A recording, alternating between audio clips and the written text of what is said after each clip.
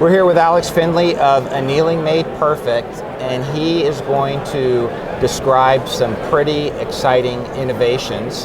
Alex, what are we going to talk about today? Today we're talking about our new Aztec mode, which we've just launched. We put it on Facebook yesterday. It's just gone crazy. This technology basically takes the annealer, which is already a great annealer, to a whole new level and pretty much makes it a laboratory on your bench. So if I understand this correctly, up to this point, folks would send you cases for analysis so they could get just the right setting. Yeah. But now they can do that analysis at home. Yeah, we're really proud of that service we've provided to our customers, and we've helped thousands of guys get exactly the perfect number, but this is just a whole new level. And now folks are going to ask, why is it called Aztec? Well, there's a sacrificial case involved. You've got to sacrifice one of your cases in order to make every other case perfect. And the Aztecs, okay, we understand the connection there. So Alex, let's take a look here. Okay, when people have downloaded the software, which will be available, it'll be for sale through all our distributors, the first thing that they will do when they turn it on is they'll be given the option to select Aztec mode or their standard programs that they already have in the computer. So let's select Aztec mode. It tells you it's patent pending. We just lodged the patents last week. Now we'll select Analyze mode. We've got the correct pilot in, which in this case is pilot number 11. We're doing 308 Winchester at the moment. So I'll put the case in. We've got to tell the annealer what the pilot is. So we'll enter number 1 and then number 1. So that is number 11. We're ready to analyze that case. So we'll hit start. It's now doing a hot analysis. So that's now done, and it's telling us that the correct program for that piece of brass is program code number 1840 or 0840. And that case now that is sacrificial, as you can see, it's totally ruined. But you had to take it up to the melting point to perform this analysis. Yeah, it went all the way from room temperature to melting point and got analysed along the way, and that's what generated this code. Now that we've done that, we can take any of our cases and anneal them. It now says use, so we take the use option and we run it. We're now annealing, and that case is now perfectly annealed. Now when folks send brass to you, you're normally using a Vickers hardness tester, and somebody might say, well, how can this method be as accurate as when you use the Vickers hardness tester? The reason for that is that we've done all the calibration we've done to make this program work has been done on the Vickers hardness tester. So everything has been verified, and we've done countless cases on the Aztec mode now, verifying it to make sure that everything is exactly accurate. We've still got a lot of data to put into it. So far, we've done all the calibrations for pilot number 1, 2, 3, 10, 11, 43 and 37. We've got all the others to do yet. That's what's going to take us a month's work to do. All right, now, if that wasn't exciting enough, let's talk about the sort mode. Now this is what all really good precision reloaders should be doing. They all sort their cases to make sure that they've got uniformity. So the first thing most guys will do when they open a packet of brass is they'll weight sort it. They'll put the light ones at one end, the heavy ones at one end, and the ones in the middle are the best ones. They'll then trim them to length, neck turn them if they're going to do that, and then they're good to go. We've got one final piece of sorting that we believe will make a big difference to those precision reloaders. When a case is inserted into our machine, the neck, shoulder, and about 3 millimeters of the body is inserted into the machine. And our Aztec mode can now do a weight comparator on each case in your lot to tell you if they're all the same or which ones are the flyers. So we'll select Aztec mode. Sorry, I'll just have to put my glasses on here. And you believe that this particular analysis could be a piece of the puzzle with those random flyers that people may see. I mean, they may be weight sorting, super diligent, but there's an extra... Well, so many of our customers are now reporting that they're getting extreme spreads down in the single digits, which is just phenomenal. But they're still getting the occasional flyer, and it's a mystery, no one can really work it out. We believe this could be the missing piece of the jigsaw, but it's up to guys like you to tell us. Okay, well, Right, let's see it. We'll show you how the sort mode works. We've now got into sort, so we're going to select sort mode, right? We put the first case in, and that will be our 0 case. We press start, and that is now doing an analysis on that case, and it comes up as that is the 0 case. Your baseline. You've Yes, established nothing the is hot, baseline. there's no heat that's been generated into that case, it's just an analysis. Okay. If we put another case in, it's going to automatically detect that case, so you don't need to press any buttons. You can see it's running the analysis now. That is still, we've got plus or minus 2 is acceptable, so that's still within the bounds, but that's on, you wouldn't want to go any further. Now, to give you an idea of, with one that's completely ruined, there was a, now that's an annealed one, that'll be okay. We want to, pick that one right there. So this one here has been, it's one of the sacrificial cases, so we know that's different. If we put that in, and it'll be analysed. Okay, it's nearly close.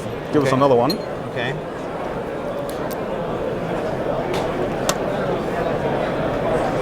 These ones will usually come up different. Yeah, Oh yeah, that's way minus 10. out. So Yeah. that one's way out. Now, to show you why trimming to length is also important, because this is measuring the amount of mass in the case. So if we back that pilot out just a fraction and put one of these same cases back in, you'll see that will come out way out as well. Okay. So that just shows that the mass that goes into it is, we believe, very important. And there's been no other way, no matter how diligent you are in weighing your cases, you can't really, and you can neck turn, so you can get uniformity of weight and neck thickness, but it's almost impossible up until now to get uniformity through that, we believe, very critical area.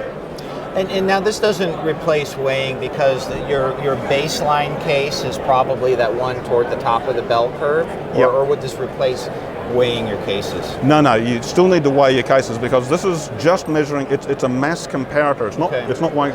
It's comparing each case in your Right. lot with the mass of the brass in this area here. Okay. Your volume, your weight has got lots of other variables, Okay. with right down to your head and all the way through. So that's the first step you should still be doing. This is, if you like, the final step after you've done all your other prep, your neck turning, your trim to length, all of that stuff, your chamfering. Even chamfering will affect this number. Okay. So get that all done before you do this. This is the last thing you do. Excellent. And again, folks, you don't have to buy a new machine.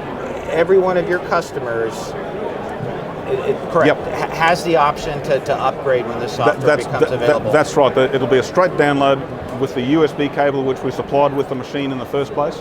So it'll be, we believe, a pretty quick and painless process to go through, and you'll just buy a key from one of our distributors in order to unlock the program.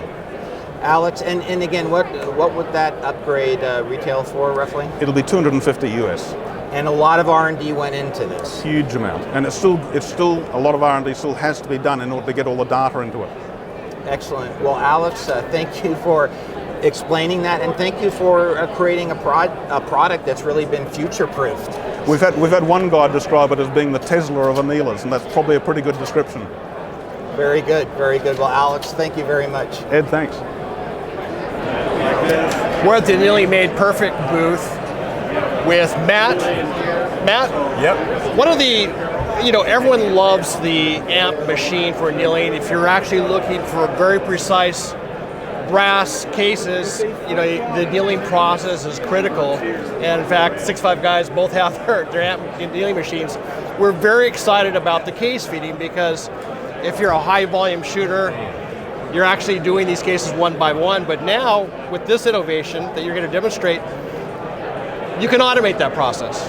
Yeah, so essentially it doesn't quite replace the human hand in terms of speed, but you can just sit back and watch this thing work all day. Right.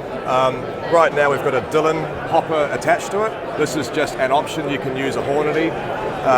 This one's not working right now because it's a European one. But anyway, we can have a look at how to set it up. Essentially, there's no bolt-on attachment. This is how it comes out of the box. You just plug and play. There's power, USB to the machine interface. Now, all you need to do is select, you'll get 3 of these, right? So they're for small, medium, large, so 223, and then you've got 308 and 338. So essentially you want to put a cartridge in and you want to adjust the height of this feed tube so that it's just above the top of the neck of the cartridge to allow it to slide forward. And once you've got it connected to the machine, you can advance the carriage to allow you to install your shell holder. It just drops in like a normal press. Once you've got the shell holder installed, you want to adjust it for the height. So basically there's a feeding ramp here. You want your shell holder just slightly below, if not flush. And then once you've got everything set up, and then you just load it up.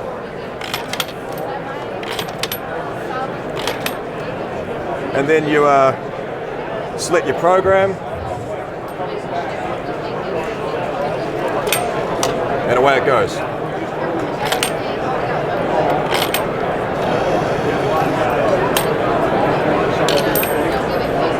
So it'll do roughly a cartridge every 10 seconds.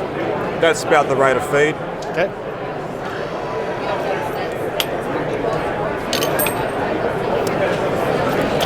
And yeah, so the only thing, I was just to say, it's fascinating to kind of watch, the mechanic behind this. I can kind of sit there and watch this for an hour.